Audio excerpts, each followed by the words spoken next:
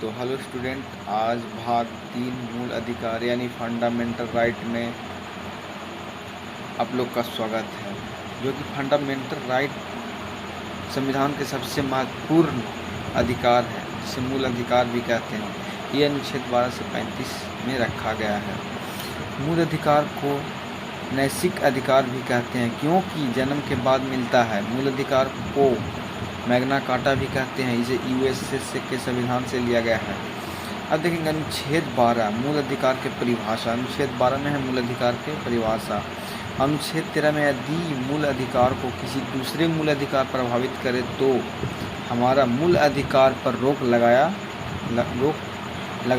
जाता है। अल्पीकरण या अनुच्छेद 13 को अल्पीकरण भी बोलते हैं। अब देखिए समता और समानता का अधिकार। अनुच्छेद 14 से 18 कहने के बाद अनुच्छेद 14 विधि के समक्ष समानता अथवा कानून के सामने सब समान हैं। यह ब्रिटेन से लिया गया है, जबकि कानून के सामने संरक्षण की व्यवस्था अमेरिका से लिया गया है।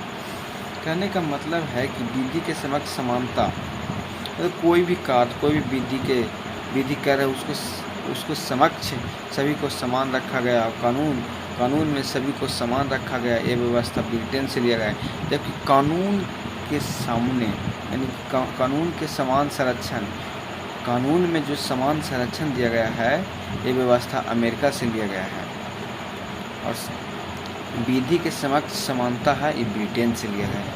अब अनुच्छेद 15 में आएंगे। अनुच्छेद 15 में कहता है कि जाति, धर्म, लिंग, यानी कह रहा है कि जाति, धर्म, लिंग, स्थान के आधार पर या सार्वजनिक स्थान पर या सरकारी स्थान पर भेदभाव न किया जाए। कहने का मतलब अनुच्छेद 15 कहता है कि जाति, धर्म, लिंग या जन्म स्थान पर भेदभाव न किया जाए, या सरकारी स्थान पर या सार्वजनिक स्थान पर भेदभाव न किया जाए। और अनुच्छेद 16 कहता है कि लोक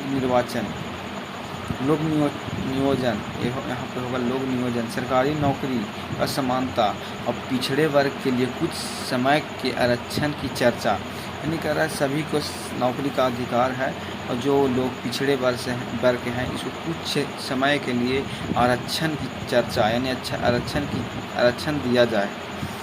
और 17 है दृढ़ता यानी छुआछूत की अंत। अनुच्छेद 17 में है 17 में अस्पृश्यता यानी छुआछूत। अनुच्छेद 17 डायरेक्ट कहता है कि छुआछूत का अंत, छुआछूत भेदभाव ना कर, छुआछूत के अंत। और अनुच्छेद 18 कहता है उपाधियों का अंत। किसी शिक्षक, सुरक्षा तथा भारत रत्न, पद, आभूषण इत्यादि रखते हैं तो विदेशी उपाधि रखने के लिए पूर्व राष्ट्रपति की अनुमति ले। किसी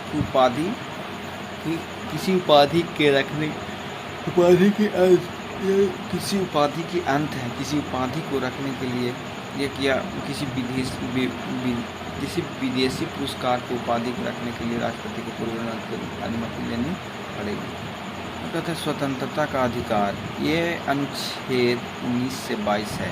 19 में कहता है अभिव्यक्ति की स्वतंत्रता, बोलने की स्वतंत्रता, झंडा लहराने की स्वतंत्रता, पुतला जलाने की स्वतंत्रता, RTR तथा प्रेस की स्वतंत्रता। देखिए स्वतंत्रता में किस चीज़ की स्वतंत्रता होती है? बिना हथियार के सभा करने की स्वतंत्रता, संगठन बनाने की स्वतंत्रता, बिना रोक टोक चारों ओर घूमने की स्वतंत्रता, भारत किसी क्षेत्र में बसने की स्वतंत्रता। संपत्ति का अधिकार अब मूल अधिकार नहीं रह गया, बल्कि कानूनी अधिकार हो गया है। संपत्ति के अधिकार अब मूल अधिकार नहीं रहा। संपत्ति के अधिकार को 44वें संविधान संशोधन 1978 में मूल अधिकार से हटा दिया गया है। अब इसे 300 के के तहत कानूनी अधिकार रखा गया है। व्यवसाय के स्वतंत्रता या व्यवसाय करने की स्वतंत्रता। अब अनुच्छेद 20 देखें। इनमें 3 प्रकार की स्वतंत्रता दी गई है। एक गलती की सज़ा। सज़ा उस समय की कानून के आधार पर दिया जाएगी, ना कि पहले या बाद के कानून की आधार पर। मतलब जब आप गलती करते हैं तो उस समय की सज़ा, उस समय कानून में क्या सज़ा है, उसी सज़ा के आधार, उसी सज़ा के उसी सज़ा के अधिकार पर आपको सज़ा दिया जाएगा। आज की अगर कोई गलती करते हैं, मर्डर करते हैं, इस समय का आज का मर्डर किया हुआ कानून में जो सज़ा है वो आज ही के सज़ा दिया जाएगा, ना कि आज मर्डर करते हैं और फैसला 10 साल के बाद सुनाता है तो उस समय कानून आज का मर्डर करते हैं और 10 साल की सज़ा है, और अगर 10 साल बाद आपको सज़ा सुनाया गया यानी 6 महीना बाद 7 महीने से अगर कानून चेंज हो जाता है, मृत्युदंड है उस समय की सज़ा में, तो आपको नहीं दिया जाएगा। जब आप इस समय सज़ा किए हैं, इस समय के कानून में जो सज़ा लिखा जाएगा, जो कानून में सज़ा रहेगा वही सज़ा दिया जाएगा। सज़ा के बाद भी कैदी को संरक्षित दिया जाएगा, मतलब सज़ा के बाद कैदी को ही संरक्षण दिया जाएगा। अब अनुच्छेद 20 के अनुसार जब तक किसी व्यक्ति को न्यायालय दोषी ना कर देती है, जब तक न्यायालय दोषी नहीं कर देती है तब तक उसे अपराधी नहीं माना जाता है। कहता है कि अनुच्छेद 12 है, 12 के ही अनुच्छेद 20 के ही तहत कहता है, अनुच्छेद 20 के तहत कहता है जब तक कि व्यक्ति को न्यायालय दोषी नहीं कर देता है तब तक वह दोषी नहीं माना जाएगा, वह अपराधी नहीं माना जाता है। अनुच्छेद 21 कहता है इसे प्राण एवं दैहिक स्वतंत्रता है। अनुच्छेद 21 में प्राण एवं दैहिक स्वतंत्रता है। इसी के कारण अधिकार धुआं देने वाला वाहन, इसी के तहत प्राण एवं दैहिक स्वतंत्रता के तहत धुआं देने वाला वाहन या बिना हेलमेट वाले व्यक्ति को पुलिस चालान काटती है। अनुच्छेद 21 में अनुच्छेद 21 में ही निजता का अधिकार है। निजता के अधिकार पर जोर दिया गया है। अब हमारी गोपनीय जानकारी को भी उजागर नहीं कर सकते हैं। यानी अनुच्छेद 21 के तहत कहता है कि प्राइवेसी पर आपको अगर उल्लंघन करता है, प्राइवेसी को कोई जानने की कोशिश करता है तो अनुच्छेद 21 को उल्लंघन कर रहा है, इसके तहत भी आप उस पर मुकदमा दर्ज करा सकते हैं। अनुच्छेद 20 और 21 आपातकाल के दौरान नहीं रोका जा सकता है। अनुच्छेद 21 और 20 को आपातकाल के दौरान भी नहीं रोका जा सकता है। इसे सबसे बड़ी शक्तिशाली मूल अधिकार कहते हैं। अनुच्छेद 21 के काम में इसे 6 से 14 साल के बच्चों को निःशुल्क प्राथमिक शिक्षा के अधिकार है। इसमें 86वें संविधान संशोधन 2000 के दौरान जोड़ा गया है। कहने का मतलब है कि अनुच्छेद 21 के काम में 6 साल से 14 साल के बच्चों को निःशुल्क प्राथमिक शिक्षा की अधिकार है। यह 86वें संविधान संशोधन 2000 में जोड़ा गया था। अब अनुच्छेद 22 देख लीजिए। अनुच्छेद 22 में है इस प्रकार की स्वतंत्रता दी जाएगी जो गिरफ्तार का रक्षा करती है। व्यक्ति को गिरफ्तार करने से पहले वारंट का कारण बताना होगा। फिर अनुच्छेद 22 कहता है कि इस प्रकार की स्वतंत्रता दी गई कि जब भी पुलिस आपको पुलिस गिरफ्तार करने आती है तो वो उससे आप कारण पूछने का अधिकार है कि आप हमको गिरफ्तार किस जुर्म में कर सकते हैं, यानी क्या जुर्म में हमको गिरफ्तार करने आए हैं। और 24 घंटा के अंदर उसे न्यायालय में सशरीर प्रस्तुत किया जाता है। इस 24 घंटा में यातायात तथा अवकाश का समय नहीं गिना जा सकता है। यानी 24 घंटा तक उसको न्यायालय में प्रस्तुत करना होता है, यानी पेश करना होता है। उस समय में यात्रा में जाते समय वहाँ का समय नहीं गिना जा सकता है, या आखिर रास्ता का समय नहीं गिना जा सकता है। गिरफ्तार व्यक्ति को अपने मनपसंद का वकील का अधिकार है। जो भी व्यक्ति गिरफ्तार होता है उसे अपने मनपसंद का अधिकार मतलब वकील रखने का भी अधिकार दिया गया है।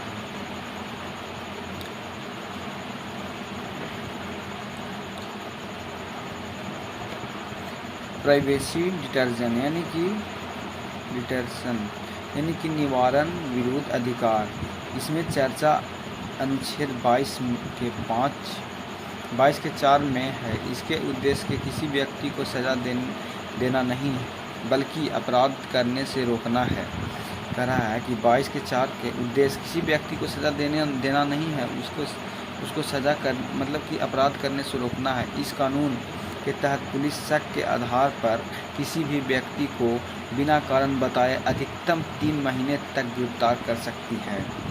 कह रहा है निवारक विरुद्ध अधिकार, मतलब कि अनुच्छेद 22 के 4 में लिखा है कि किसी भी व्यक्ति को पुलिस अपराध करने से रोक सकती है। उससे कानून के तहत पुलिस शक के आधार पर किसी को 3 महीना गिरफ्तार कर सकती है।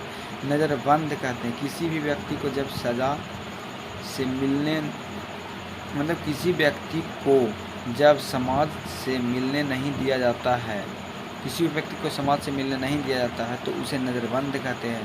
नज़रबंद होटल जेल या मतलब कि कहीं भी शिफ्ट कर देगा, कहीं भी हो सकता है। भारत का मुख्य निवारण विरोध अधिकार, निवारण विरोध अधिनियम मतलब निवारण विरोध अधिनियम 1950 में भारत का पहला निवारण विरोध अधिनियम 31 अक्टूबर 1972 में इसे समाप्त कर दिया गया था। और MISA यानी MISA जिसे maintenance of internal secretary act, इसे 1971 में लाया गया था, किंतु इसे सर्वाधिक दुरुपयोग किया गया जिसके कारण 1978 में समाप्त कर दिया गया। अब राष्ट्रीय सुरक्षा कानून, इसे 1980 में लाया गया था। यह अभी तक लागू है। यह वर्तमान में सबसे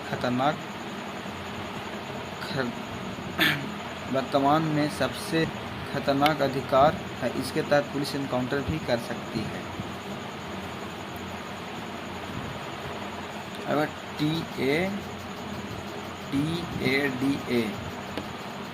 टाडा इस अधिनियम में लाया गया है कि आतंकवादी के विरुद्ध उसे लगाया था। इस अधिनियम इसे 1985 में लाया गया आतंकवाद के विरुद्ध इसे लाया गया था। दुरुपयोग होने के कारण इसे 23 मई 1985 में समाप्त कर दिया गया। अब पोटा यह भी आतंकवादी पर लगाया जाता है। इसे 2001 में प्रारंभ हुआ और 4 में समाप्त कर दिया गया। शोषण के विरुद्ध अधिकार, यानी शोषण के विरुद्ध है अनुच्छेद 23 से 24। अनुच्छेद 23 में बालताश्रम यानी कि जबरदस्ती श्रम यानी बेरोजगारी बिना वेतन पर रोक लगाया गया है। किंतु राष्ट्रीय सुरक्षा के मुद्दे पर बलात् श्रम या बेगारी कराया जा सकता है। यानी कहने के मतलब आपसे बिना श्रम यानी बिना पैसा या बिना ज़बरदस्ती कोई आपको व्यवसाय नहीं यानी रोज़गार नहीं यानी मजदूरी नहीं खटा सकता है। यानी बिना पैसा या दबाव से कोई आपको से काम नहीं करा सकता। लेकिन जब देश की सुरक्षा की बात आए तो आपको बलात् श्रम यानी ज़बरदस्ती आपको भेजा जाएगा देश की सुरक्षा के लिए। अनुच्छेद 24 कहता है 24 वर्ष से कम उम्र के बच्चों को खतरनाक काम करने में नहीं लगाया जा सकता। 24 वर्ष से कम उम्र के बच्चों को खतरनाक काम करने में नहीं लगाया जा सकता। अब अगर धार्मिक स्वतंत्रता का अधिकार 25 से 28। अनुच्छेद 25 के अतः व्यक्ति धार्मिक स्वतंत्रता की चर्चा की। इसके तहत सिखों की कृपया तलवार मतलब सिखों को तलवार ले जाने की स्वतंत्रता, सिख कहीं तलवार ले जाने की स्वतंत्रता है तथा दाढ़ी बढ़ाना, हिंदू को टीका लगाने की स्वतंत्रता है। अनुच्छेद 26 में कह रहा है इसे समूहित धार्मिक स्वतंत्रता है। इसके तहत जगहमन सड़क पर नमाज पढ़ने की भी अनुमति है। अनुच्छेद 27 कहता है कि धार्मिक कार्य के लिए रखा धन पर टैक्स नहीं लगेगा।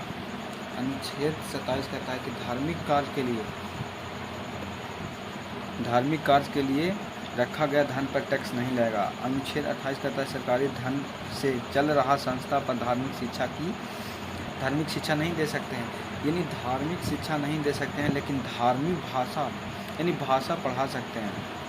संस्कृत एक भाषा है, न कि हिंदू धर्म की धार्मिक शिक्षा है। इसी प्रकार हिंदू तथा अरबी एक भाषा है, न कि इस्लाम धर्म की शिक्षा है। अतः सरकारी मदरसा अनुच्छेद 28 का उल्लंघन नहीं है। अब कह रहा है कि संस्कृति एवं शिक्षा से संबंधित अधिकार अनुच्छेद 29-30 से अल्पीकरण, यानी अनुच्छेद 29 कहता है अल्पीकरण, अल्पसंख्याओं के हित का संरक्षण, यानी अल्पसंख्याओं को संरक्षण दिया जाए। इसमें अल्पसंख्याओं को रक्षा और कहा गया है कि किसी भी अल्पसंख्याओं को इसी भाषा या संस्कृति के आधार पर किसी संस्था में प्रवेश से नहीं रोका जा सकता। यानी अल्पसंख्यक को किसी भी शिक्षा या भाषा के आधार से, जैसे कोई धर्म के व्यक्ति कम है तो उसे भाषा के आधार पर नहीं रोका जा सकता है। अब अनुच्छेद 31 कहता है इसमें पैतृक संपत्ति की चर्चा की गई है, जो मूल अधिकार, किंतु 44वें संविधान संशोधन 1978 द्वारा इसमें कानून अधिकार बना दिया गया है और अनुच्छेद 300 के काम में जोड़ दिया गया है। अनुच्छेद 19 के 6 में अर्जित संपत्ति की चर्चा, जबकि 31 में पैतृक संपत्ति की चर्चा है। मूल अधिकार को हम से सरकार या जनता कोई नहीं छीन सकता, जबकि कानून अधिकार को जनता नहीं छीन सकती है, किंतु सरकार छीन सकती है। इसी के लिए सरकार ने भूमि अधिग्रहण विधेयक लाया है। स्टूडेंट, ये फंडामेंटल राइट 12 से 35 समाप्त हुआ और आप लोग काफ़ी समझ गए होंगे और अच्छे से समझ गए होंगे। अगर नहीं समझ में आए तो कमेंट बॉक्स में कमेंट करें, लाइक, सब्सक्राइब और शेयर ज़रूर करें।